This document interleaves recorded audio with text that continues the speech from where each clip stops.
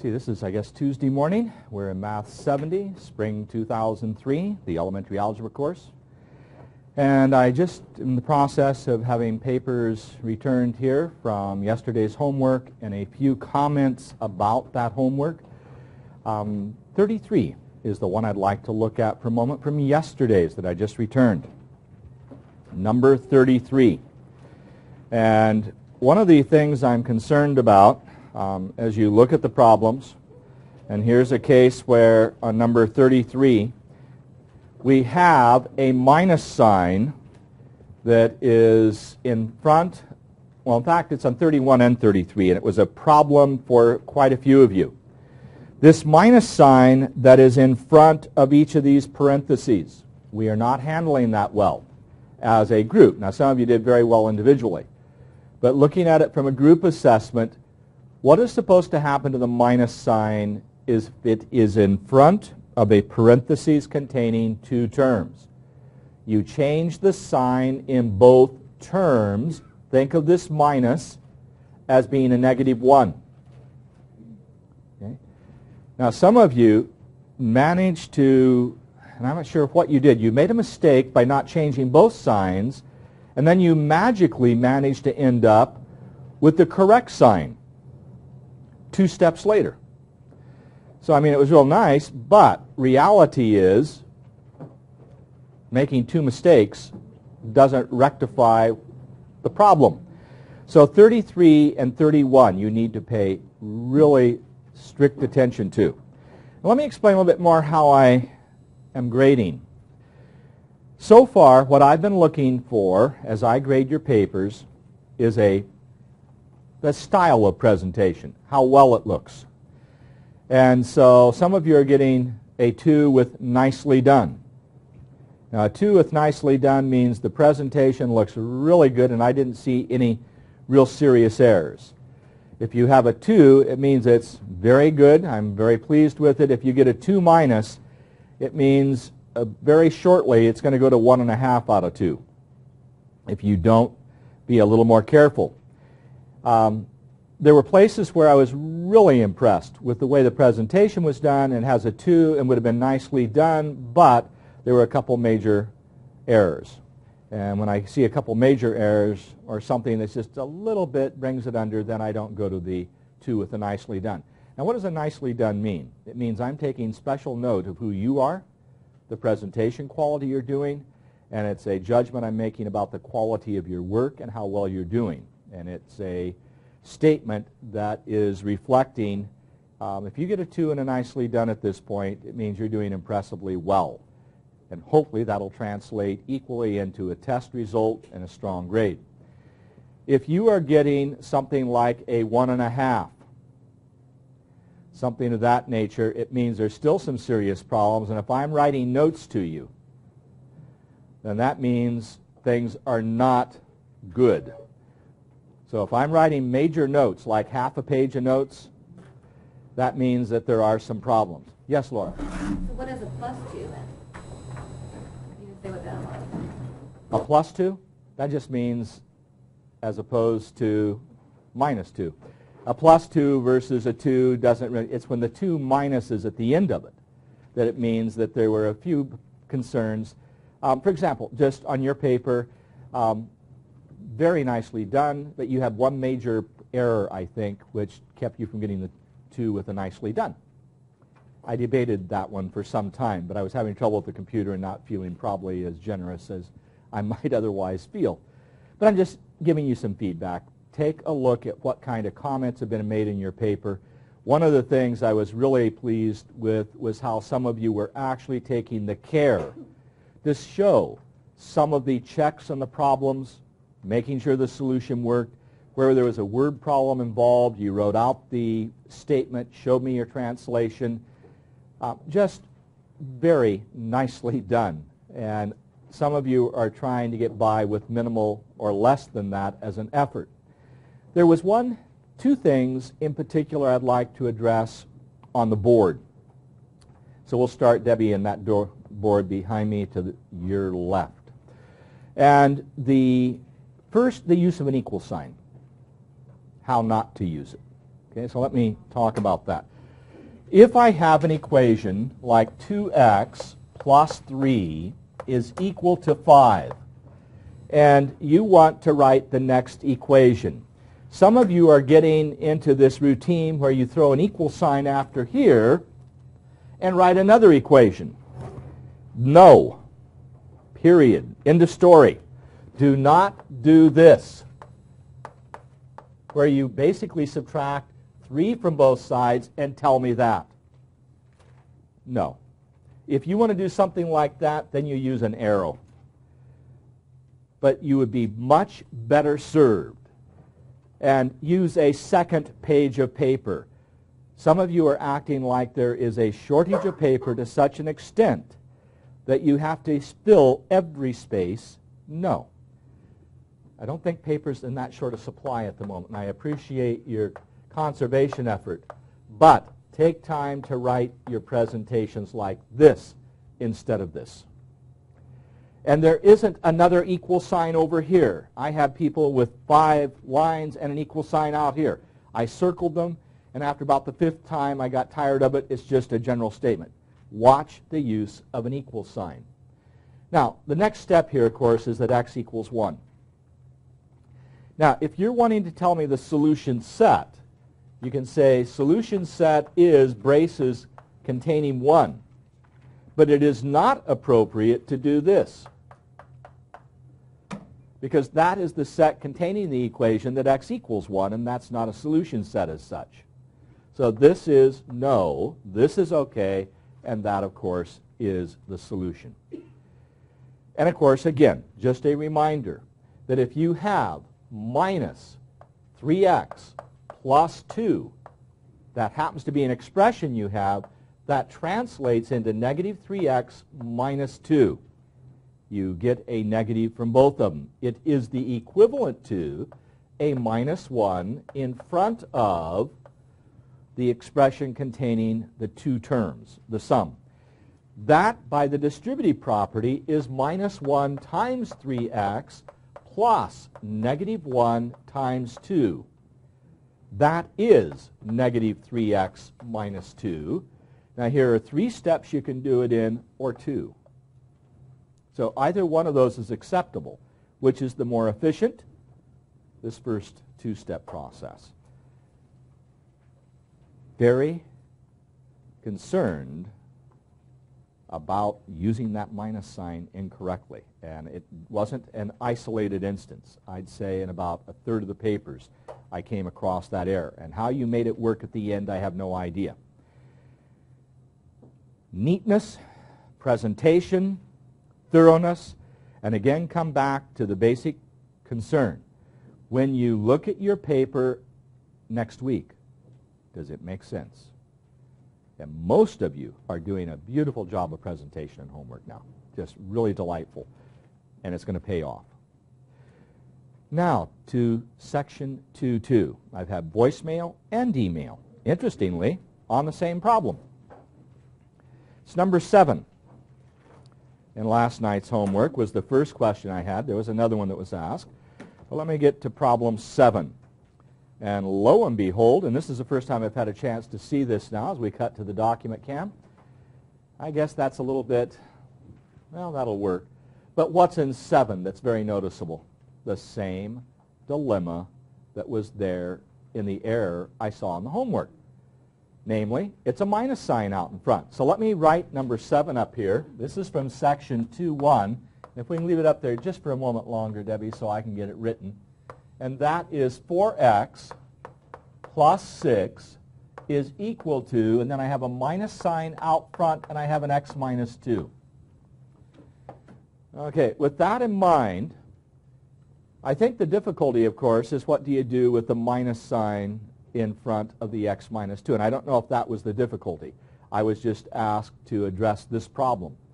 So the next step I would have is 4x plus 6 equals negative x plus 2. Okay. Now what am I going to do next? And is there any question with that step? We're okay there? I brought the minus sign through both parts. It changed the sign of each term. Now, if you would prefer to see this as x plus a negative 2, that may help you understand what's happening. This then becomes, in the next step, 5x is equal to what? Negative 4, and so x is equal to negative 4/5. But again, the problem, what you're doing with that negative sign, and I'm assuming that is the dilemma. Is there any discussion in here regarding that problem? Okay, now, just substituting that in for a check is not a very nice problem. I mean, you really are going to get good at fractions if you have to do something like this, where you substitute the negative 4 over 5, you have plus 6, and you're asking, is that equal to minus, and in here, a negative 4/5 minus 2. And one of the problems here is to do this arithmetic quickly and do it in your head. So if this is negative 4/5 and negative 2, that's negative 2 and 4/5. Negative 2 and 4/5 as an improper fraction is what?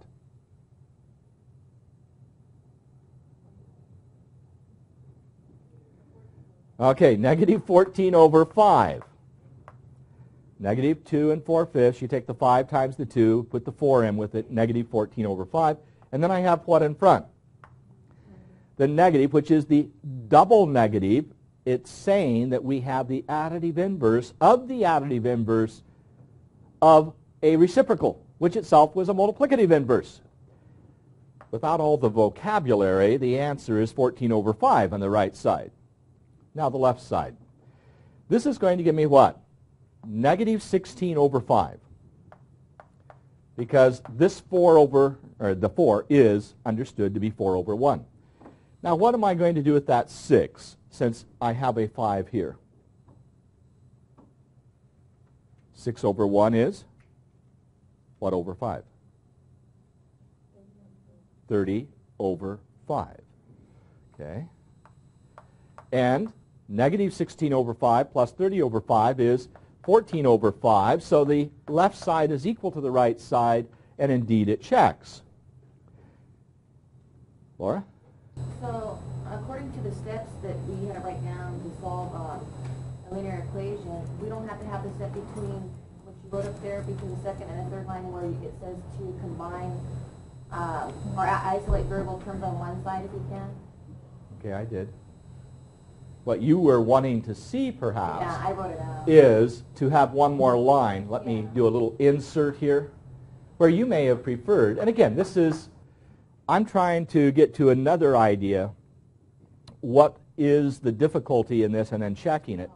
But if you were not wanting to pursue that quite so quickly, you might have this as your intermediate step. Then it becomes what? 5x equals minus 4. I think that's a good intermediate step right now. I'm hoping that in what I did in the board to illustrate it, you understand that I basically went from here to here, and then I added x to both sides. I basically subtracted 6 from both sides, or added a negative 6, and got down to here. And I like the intermediate step right now for your work. We're going to hit that balance, and it's something that, for the moment, I'd rather have you do overkill than to try to get by with things. The less you show on paper right now, the more it probably handicaps you as you go on and try to do work later. So it's well paid off in the long run. Now, most of you are going to avoid this kind of thing because your comfort level with fractions and finding common denominators is probably not very good. If you can't carry through this right now and you're having trouble with it, again, it's one of those areas that instead of avoiding it, take time to solve it, deal with the problem, and try to get better at it. Any other questions on this one? Yes? Any other questions on this problem? Listen to the question I'm asking first. Yes? Okay, how did you check it? As a decimal value? No. You cleared the fractions first? I cleared the parentheses on the right. That. And got positive 4/5 plus 2? Yeah. Okay. And is it positive 4/5 plus 2, 2 4/5? It isn't. I got positive 4/5 plus 2, so I subtracted the 6 with the 2. Oh, okay. So instead of working on the left side and the right side, you started going ahead and trying to move things around. Yeah. I think in your potential problem is making an error in moving things around and contributing to what may seem to be an incorrect solution because of another error introduced. It's not a matter that you can't do it that way. I think you're probably a little bit safer if you'll stay in the left side, stay in the right side, and not mix them up. Now, that's just from a safety point of view. If I think of where you may be headed algebraically, so going on into other courses, at some point you'll be trying to do a very similar process here with what is called an identity, a statement that should be true for all values. Now, we're going to have one of the answers to, I think, one of the questions that's been raised this morning about true for all values of x, the real numbers, and that will be referred to as an identity. When you try to establish in areas like trigonometry, sort of an offshoot of geometry with some algebra thrown in, trigonometry, what we try to do is verify that we have an identity, and we stay with the left side, and then we stay with the right side as two individual, and try to show that one side can become the other. In sort of a training for what may come, I would prefer that we stay isolated in each side. There are other ways of doing this, but that's my argument for it. Any other questions on number 7? Okay, the next question that was via email, see, is this? No, this was voicemail, was 21. So let's go now to number 21.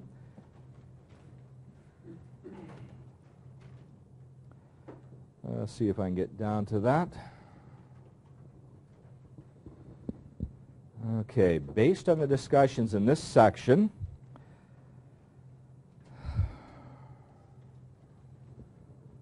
okay, I'm going to try reading that. Just let's go to the document cam, and then I'll try to scroll. Based on the discussion in this section, if an equation has decimals or common fractions as coefficients, what additional step will make the work easier? And you're, of course, seeing only part of it. On 21. Whole numbers, counting numbers, integers are more comfortable than fractions and decimals, typically. So we can get rid of fractions by multiplying both sides of an equation by a what? Fill in the blank. The LCD. You find the least common denominator of all the denominators, multiply both sides of the equation by that quantity, and then in doing that, you're going to go ahead and simplify the problem. If you have decimals, what can you do? By the power of 10, that will get rid of the decimal point. So you look at the number of digits after a decimal. So if you have 2 digits after the decimal, you multiply by 10 to the second. You have 1 digit after the decimal, you multiply by 10 to the first. And it's just a way of getting around the problem. Now, 23 was also one done on voicemail and also just asked now. On 23, let me get this problem up here. I'm going to drop this down a little bit tighter, fill up the screen a little bit better. Okay, Debbie, let's try that. We have 3/5 t minus 1/10 t, and it's equal to t minus 5/2 is the argument. And what we are assuming, and let me write this problem now on the board, number 23, and that is 3/5 t minus 1/10 t, and that is supposed to be t minus 5/2. Okay, let's come to the board. Now, if you're going to simplify this, you would do what? Lowest common denominator, which is 10, agreed? So you would place the 10 out in front of here. So you have 3/5 t minus 1/10 t. And then you're going to do the same thing on the right side. So you have t minus 5/2. And at this point, you're going to use the distributive property. I think it pays at this point to not try to simplify while you're doing it. Because if you're going to go back and check your problem, you want to focus to make sure that you did the distributive property correctly. Now, I would be inclined to just say minus 10 times 1/10 t. If it bothers you because the distributive property says plus, it's a times b plus c, then you can write this as plus a negative 1/10 t. So that may be something that you want to address in a little different way than I've done here. But this is that first step. This is not a place where I take a shortcut, because you want to make sure you've distributed correctly. And if you go back and look at the problem, if you did some simplification here, you'll not catch the mistake if something's not agreeing. And most of you, I suspect, are checking the back of the book to make sure that you're in agreement with what the solution provides. Now, the next step, I don't know that you necessarily have to do this, but it certainly doesn't hurt to show what you did. That becomes 6t. These cancel, and giving you minus t. On the right side, we have 10t. The 2 cancels, and I think you have the negative 25. Now, that's certainly easier than what? The fraction problem. The left side becomes 5t, so if I wanted to carry this out a little bit longer than I might typically do it, that's my next step. Then I would do what? Now here you have an interesting question. Isolate the variable. Do you want to do it in the right or left side? What would be your argument? Left side's sort of a nice, simple way to do it, but what are you going to end up with if you do it on the left side? A negative. A negative, and that may bother you. So some folks might prefer to say, okay, I've added 25 to both sides, and I've subtracted 5t from both sides, and now I have 25 equals 5t. That implies what? That 5 is equal to t, and by what property does that tell you that t equals 5? No, it's I went see. through yesterday. It's the yesterday's symmetric. property, symmetric property. Now, if you don't bring the variable to the right side, and you bring it to the left side, you're going to end up with negative 5t equals negative 25. And that's fine. But if you find yourself making errors with signs when you divide, here's one way of getting around the problem. Now, the bad thing about problems with fractions is when you check the result. Should you allow yourself to check this answer into, let's see, where would it be? Right here. And the answer is no. When you check this problem, your obligation is to go all the way back up to there. As messy as it gets. And just be thankful that this came out an integer. Think what you would be dealing with if you had a fraction for a solution that you then substitute into an equation with coefficients that are fractions, and life gets a little bit messier. Is there any further question in that one? Okay. Well, let's see how my memory goes. Let's come back to the text for a minute, if you would please, Debbie, on the document cam. That was number 23. Now, I'm trying to remember, there was another question. Well, let's see if you have some questions. There was another one that got asked. I did a mental check on it, and right now it has escaped me. So, another question.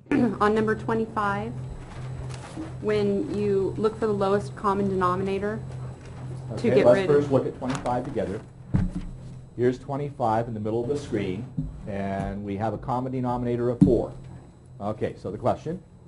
why don't you multiply the 4 and get a 4x and a negative, and then multiply the 4 times the 12?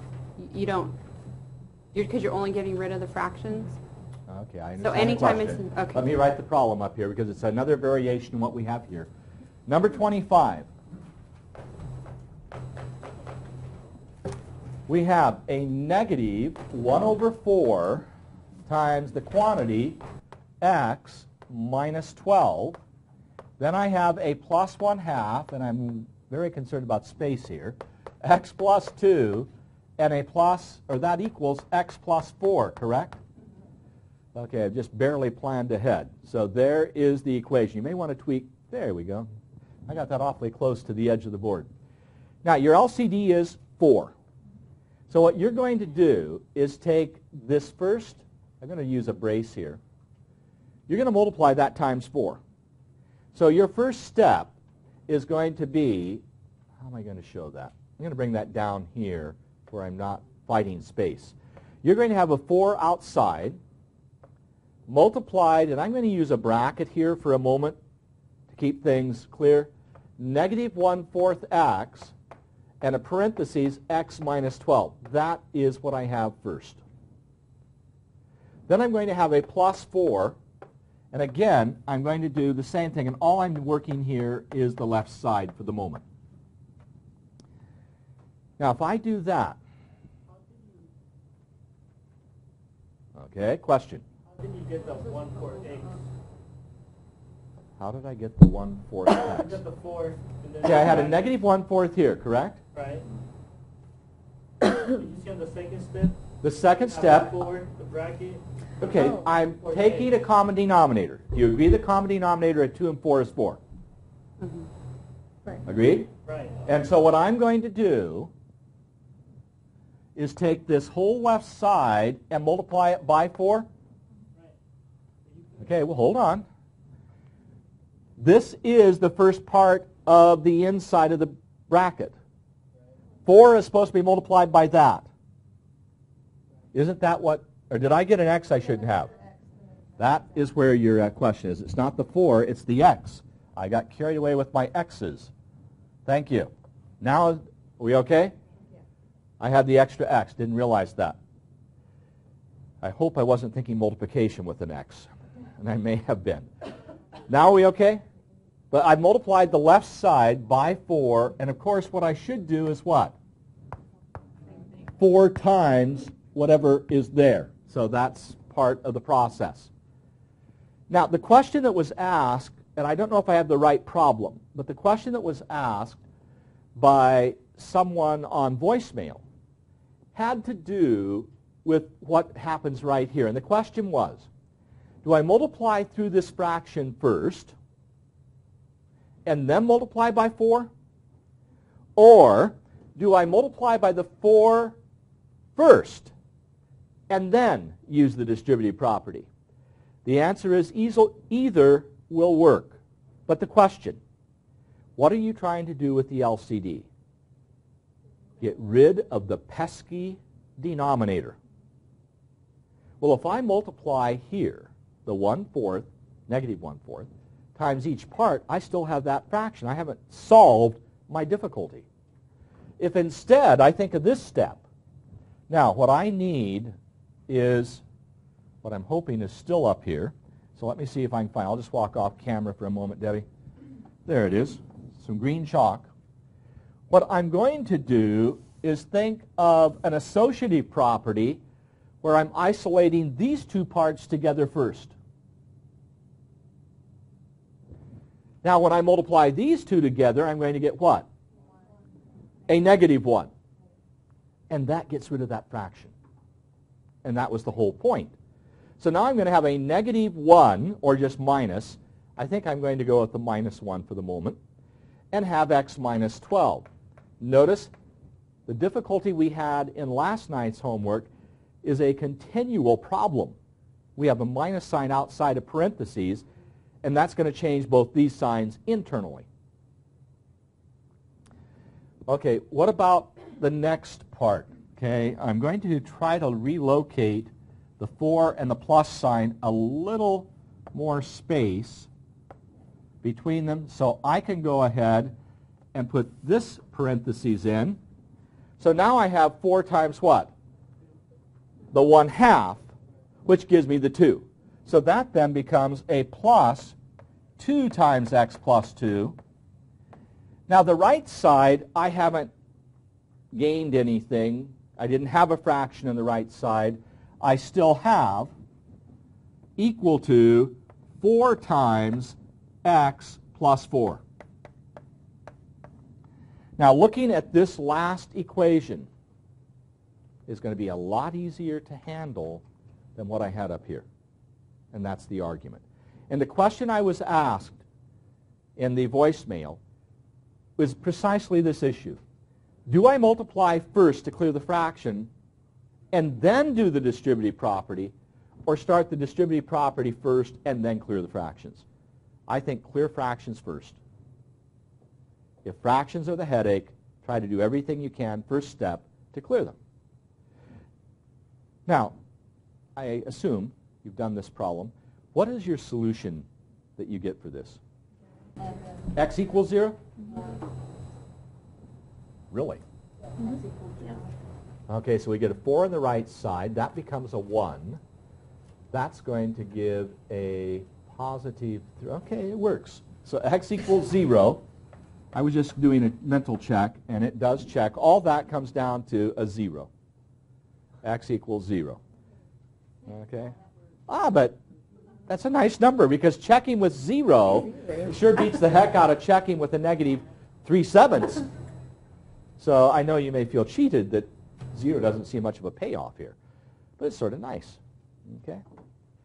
Now, there were a couple questions that were addressed about problems where you end up with no solution versus infinitely many solutions. Which problems were those? What number? 11. 13, 51. 11? Well, there was 11, 71.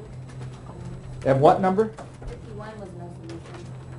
51 And 17. and 17. Okay, somebody asked a question, and I can't remember the problem now that they asked, but it was where you had no solution and infinitely many solutions. And perhaps, is there one of those that seemed to cause more difficulty and another that you would have a question on with those? Because I haven't addressed that question. Yeah, and that was, I think that was 13. 13, yeah. 13? Yeah. Okay, let's look at that for a moment. Number 13. Okay, I think that looks clear enough. We have an expression here that we would like to write, and I guess, Debbie, I'm forcing myself to the other side of the room now. So let's leave that on the board long enough for me to finish up. So number 13. And I have to write the problem first, 3 times 2x minus 4. And then that is supposed to be equal to 6 times x minus 2. So let's see what we have. Distributive property first, so right out of the gate, 6x minus 12 is supposed to equal to 6x minus 12. And of course, if I have the same thing on the left side that I have on the right side, then that's going to be true for any value of x. Could you pull the door closed for me? We're getting noise from outside. Thank you. So that is a solution. Well, x is a real number, is the solution. If you simplify this, you end up in your next step with what? 0 equals 0, or x equals x. Now, to say x equals x is what property of equality? We had the symmetric earlier. A equals A. They're alphabetical. S is the middle one. So that means R has to be above it, and R stood for reflexive. So the reflexive property says x equals x, and that's true for all values of x. So the solution set here is the set of all x. So that means set of x. The vertical line reads what?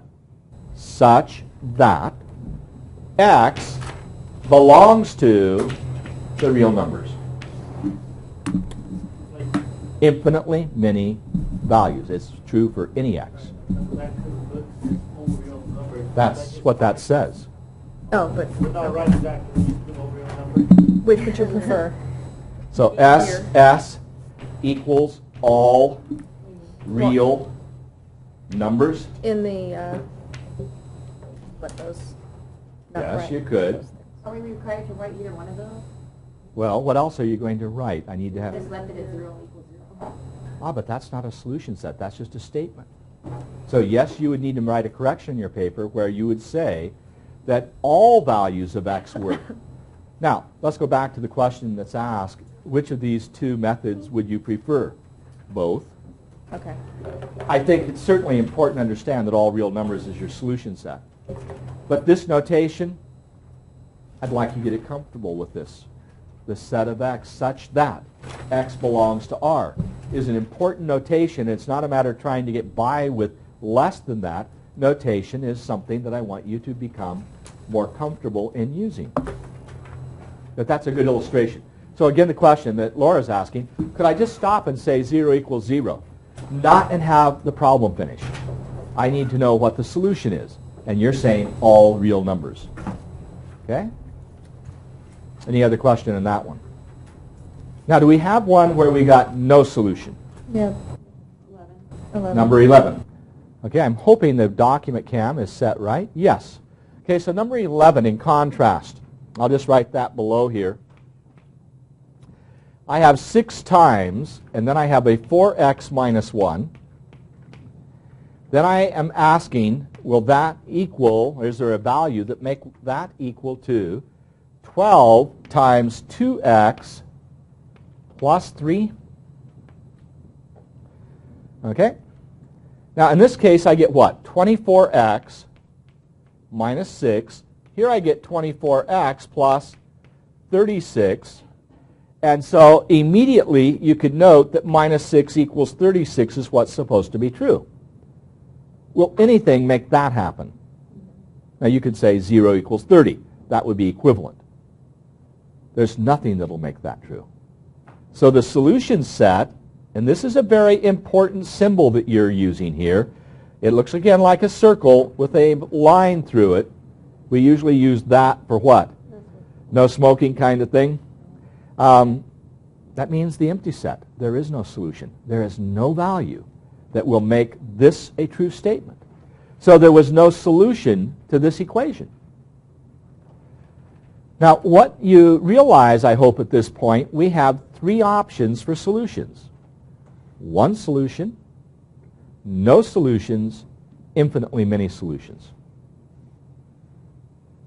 Okay? Single equation, single variable, exponent, first degree. So this is a linear equation in 1 variable, and we can have no solution, 1 solution, or infinitely many solutions, but it's going to have to be one of those 3. Does Debbie? Aren't you missing an x after the 24 on the right side? I sure am. Thank you. That's where the 24x equals. So 24x minus 6, 24x plus 36. Thank you. And now the 24x is subtracted from both sides, left you negative 6 equals 36. Okay? Any other question there? Okay, we'll leave that there for a moment. Let's come back to the document cam, Debbie, if you would, please. Is there anything else? I know I haven't hit all the questions that everybody has. I'm sort of running short in time here, but I hope that that gets the major issues involved. I know I've answered, at least in terms of the voicemail, every type of problem that was asked about, maybe not for everybody the exact problem. If that's okay, would you do the usual, fold in half, pass over towards the side of the room, please? And we will then move on.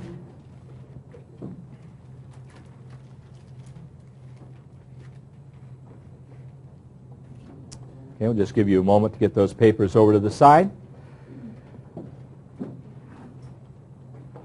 Okay, the next topic that we are going to discuss, if any time in your life you've taken an algebra course in the past, 10, 20, 30 years, 5 years, I'd say the next phrase I'm going to make most likely creates some nervous reaction. The phrase, word problems. Okay? And usually, if you've had some algebra course, that's a place where it just feels like clammy hands and a little bit nervous about it. And that's understood and accepted. The idea is to try to make it so it's not such a problem. Now, the approach I'll use is to try to catalog problems into a particular classification. And the first classification that really is not so bad is problems about numbers. I have a number. If I double the number, I get 6. Let's try that again. I have a number. If I double the number, I get 6. What is my number? 3. I have a number, I double it, and I get 6. So 2 times something is 6. So my something is 3. That's the aha we talked about yesterday. Okay? Now we do things like that as mental exercises. If we translate that into a kind of word problem, I have a number, we could say, given a number, double that number, your result is 6. You could translate that by using x for the number, agreed? You could use another letter, but for the sake of simplicity, we'll use x. So I would write 2x equals 6. So let me show you the style I'd like the solution presented. So we're going to go to the sideboard, and in doing that, before I do that, I'm going to see if I can find a similar type problem. And that is on page 111. Now, in this particular problem, this is example 7, finding consecutive integers. Now, consecutive integers, you have to start with the first one. So if you have an integer x, what's the next one? X plus 1, correct? But what I'd like you to note, in that solution, you saw that the author started the solution by saying, let x equal something. Now, if we look at the document cam again, we note that x was the what? The smallest page number, the smallest number. In my case, I'm just going to say, let x be some number, or a number. Now, the next step, after identifying what your variable is to translate your sentences or sentence to an equation. So my statement was, if I have a number and I double that number, so I have a number, x, I double that number, the answer is 6. So my result is 6. So I create what? An equation. Once I have the equation, I then solve the equation. In this case, x is equal to 3. That becomes the solution. And how do I check it? Well, one, I can go back to the equation, but my concern is, what happens if I had the wrong equation? It may solve the equation, but it may not answer the problem. So I look at 3 and ask, if I double 3, do I get 6? Yes, I substitute that number into my verbal statement and try to solve the problem. Now, this is, in a sense, check, answer with original statement. Now, this becomes important in the sense that there are times when I argue at the beginning that x should be an integer, not just some number. So I might have said at the beginning that x is not just some number, but that it was an integer. That's a possibility. And sometimes I will get an equation where I do not get what I wanted at the beginning. So I'll take this a step further.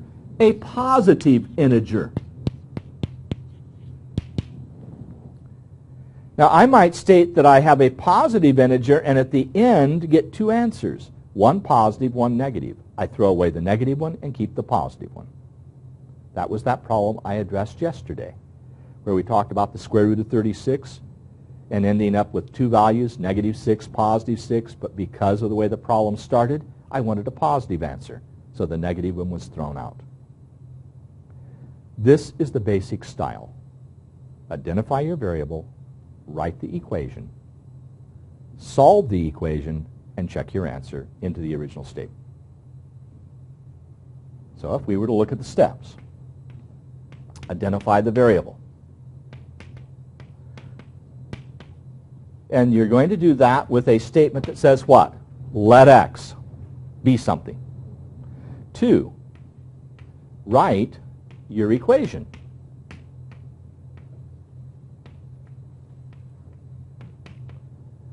Hopefully, you've translated correctly your verbal statement into an equation. Third step is what?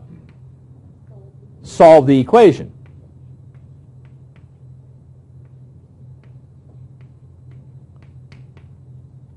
Then your fourth step. Now check, and it's into the original statement. So check with original verbal statement.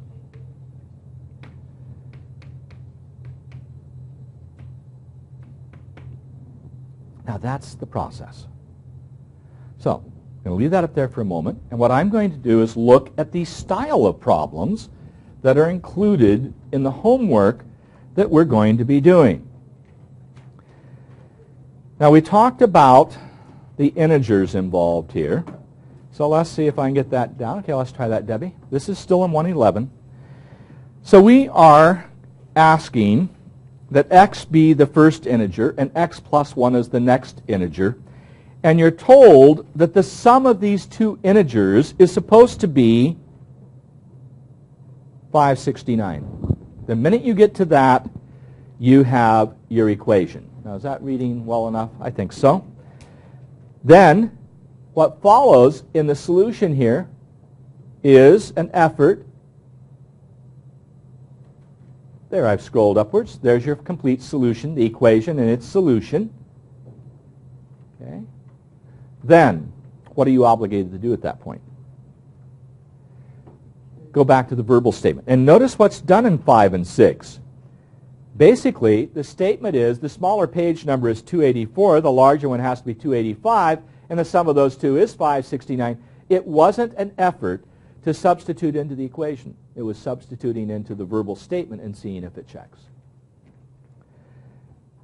Example 8, and I'm not going to go to that one, is about odd integers. But let me just comment. If x is an odd integer, what is the next odd integer? 2 more, x plus 2. Let that one slide right back to the start. Let's try again. If x is 5, what's your next odd integer? 7. 5 plus 2. If x is 3, your next one is 3 plus 2, which is 5. If x is odd, x plus 2 is still odd. And you're going to see that 2 and be inclined to say, hey, that means even. Not true. Geometry. A little bit about geometry. I think at the very beginning we talked about the Pythagorean theorem as one of the things we've done. We talked about a triangle, and I talked about a 90-degree angle, a right angle. If we have two angles that add together to give you a 90-degree angle, we call those angles complementary. Okay? Two angles that are going to add together to give 90 degrees are called complements of each other. Now, if we have a straight angle, that means 180 degrees. It looks like a line. Okay, when two angles add together to give a straight angle, we refer to it as supplementary. So we have complementary, supplementary. The supplementary is the lower letter in the alphabet. C is top, S is next. C is smaller, S is bigger, as you're thinking of that. The diagram is given to you on page 110. If you've not had geometry, it's nevertheless language that you need to understand. So to the left side of the screen, as you're looking at the monitors, that perpendicular that we see, where we have the vertical perpendicular to the horizontal, that little square means a 90-degree angle, 1 and 2. Angle 1, angle 2, complementary. This straight line consists of two angles, 3 and 4. 3 and 4 give you a 180-degree angle.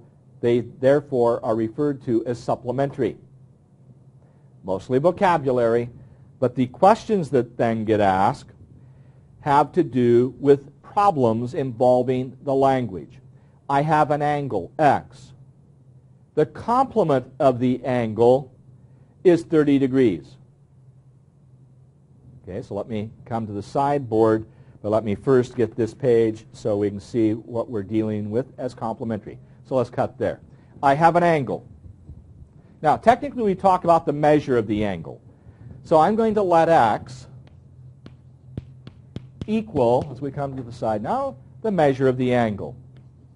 It's not technically the angle, it's the measure of the angle. And we oftentimes just use that notation for an angle. The complement of that angle is 30 degrees. That's my statement. How do I write the complement of x?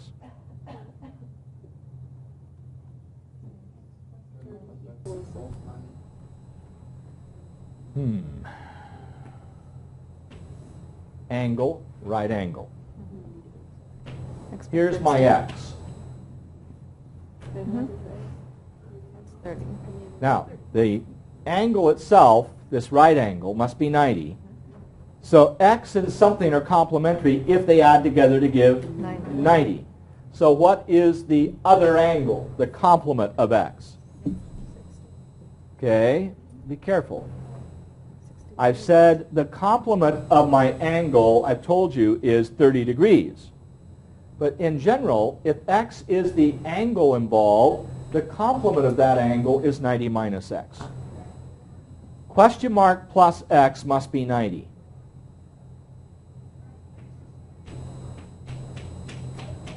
Therefore, what is the question mark?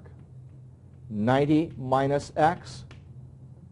Now that's going to be a very typical type of solution. Two things add together to give 90. One of them is x. What's the other? 90 minus x. I'm going to come back to that in a moment. And I've said that the complement is what? 30 degrees. There's my equation. If I isolate x, negative x is negative 60, x is 60, so the angle in question is 60 degrees. Does it check as I go back into my problem? The complement of my angle is supposed to be 30 degrees. My angle is 60. What's its complement? 30. Does that check? Yes. Let me try the same idea with another problem. I have two numbers that add together to give 10. One of the numbers is x. What's the other number? Okay, agreed? I have two numbers that add together to give 10. One of them is x. What's the other number? 10 minus x. That's a very important step, I guess call it that, in solving problems like this. So let's leave that problem on the board. Problems involving integers, problems involving angles,